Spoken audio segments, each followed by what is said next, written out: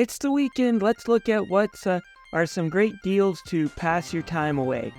Now, like I said last week, right now we're kind of in between shift. We're done with the autumn Halloween sales, and we're kind of waiting for the Black Friday huge sales. So some of my recommendations may be a little bit on these things go on sale all the time, or they're not that great. But I do have a few recommendations this week that are worth trying out. For 99 cents each, you can get games from the Capcom Arcade Stadium 2. These are games like Super Puzzle Fighter, which are a real fun game. There's also Hyper Street Fighter 2. This one's an interesting version of Street Fighter 2. It basically mixes in all the old original Street Fighter 2s from the 90s into one kind of hodgepodge collection, so you get to pick what version of Street Fighter 2 you want to pit up against other characters from other Street Fighter 2s. It also fixes some of the bugs that were in Hyper Street Fighter 2 when it comes to the difficulty. So I do recommend this one for 99 cents. Darkstalkers is on sale for 99 cents. And then, of course, Street Fighter Alpha 3, which if you don't want to get the Capcom Anniversary Street Fighter collection, is also worth 99 cents.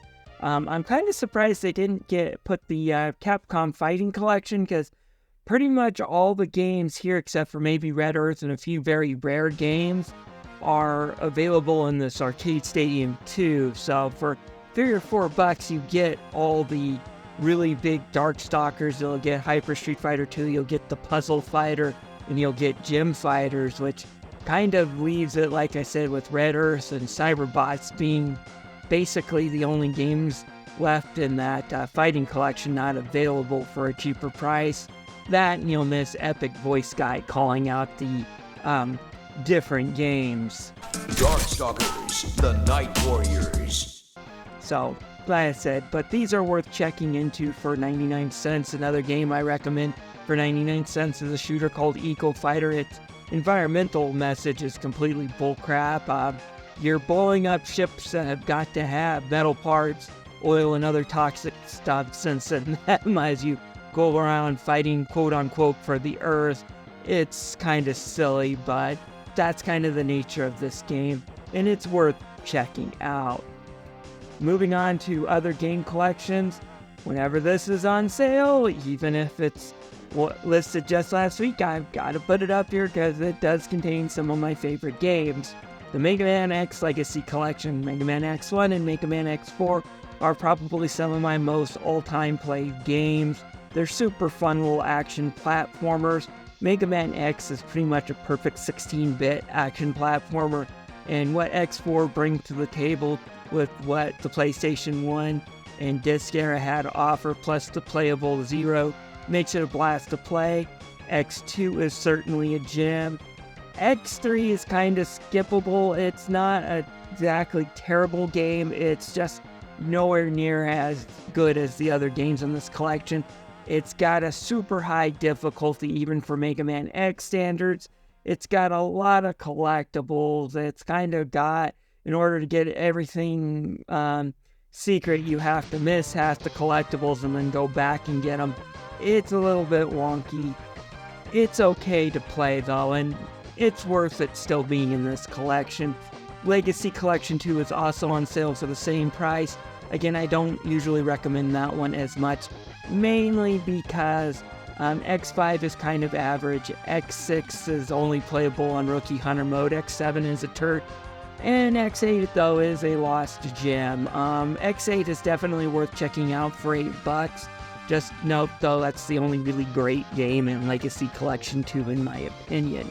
Then also have Mega Man Zero ZX Collection as well. If you like playing a Zero in the X4 or even some of the later X games, then the Zero series might be worth checking out. This was for the Game Boy Advance, and Capcom did a great job upgrading these.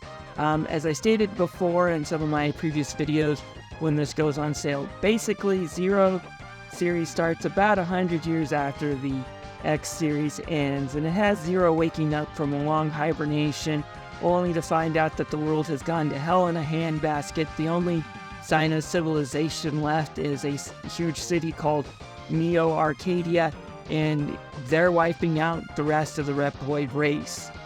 If Zero wants to save the remainder of the Reploids, he's going to have to put himself with odds with the leader of Neo Arcadia, which happens to be none other than Mega Man X. And like I said, unlike other Mega Man games where you already know the villain is Wily or Sigma, each story has its own plot twist, its own villains, and it does build up to its conclusion. In Mega Man 04, Mega Man ZX isn't bad. I haven't played through the second Mega Man ZX, despite owning this collection for about a year now. I need to play through both ZX and ZX Advent, but the Zero series will still make this collection worth getting. Finally, we have the Disney Afternoon Collection, and this really takes me back when, Disney was something special. And I'm not talking necessarily about some of the turds they've made in the last couple of years, but when I was a kid, Disney Afternoon was something me and my brother tuned in on a regular basis, watched DuckTales, watch Tailspin, and watch Chip 'n Dale's Rescue Rangers, and the games Capcom made of them are pretty good. DuckTales and Chip 'n Dale's Rescue Rangers are worth checking out. Darkwing Duck is also a gem. So Tailspin, if you give it a chance. They also have some of the sequels that Capcom released way too late in the NES life to really make an impact. So although they were good, they never sold a lot, and it's one of those, it'll cost you an arm and it'll hate to actually pick up a physical version now. But DuckTales 2 and Chip 'n Dale Rescue Rangers 2 are worth getting. Finally, we have, going to Humble Bundle, we have Galgun Double Piece for sale for $2.99. And if you do like your classic on-rail shooters, and you also want a little bit of a dating sim as well as some anime cheesecake humor, then this game is perfect for you for only $2.99. It's a really fun kind of light game experience with a lot of Ichi fan service. I kind of found this game hilarious.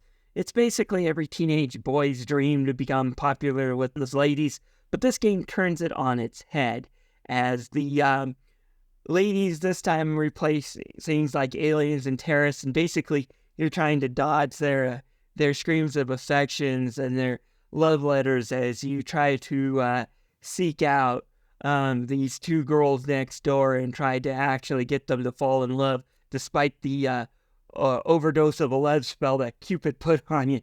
It's not a bad game. Then we also have Coda Princess, which is another fan service-y game. Basically, though, this one's more in the vein of Guardian Heroes. It's a pretty decent fighter for $2.99. Granted, this is the original version, which is basically a straight 3DS port. Expect some pixelated graphics. They do have an EX version that I guess cleans it up. I haven't played that one yet. And then finally on GOG, we have River City Ransom Girls for $14.99. Now, I loved River City Ransom as a kid, and this is a great follow-up by Way Forward. You basically join Kyoko and Misako as they go through River City to try to find Kunio and Ricky and save them. The humor is really great. The sprite animations are fantastic, and they do keep the RPG mechanics from the original. The only thing I have to complain about is the ending, which is kind of bad. Still, it's an overall great experience.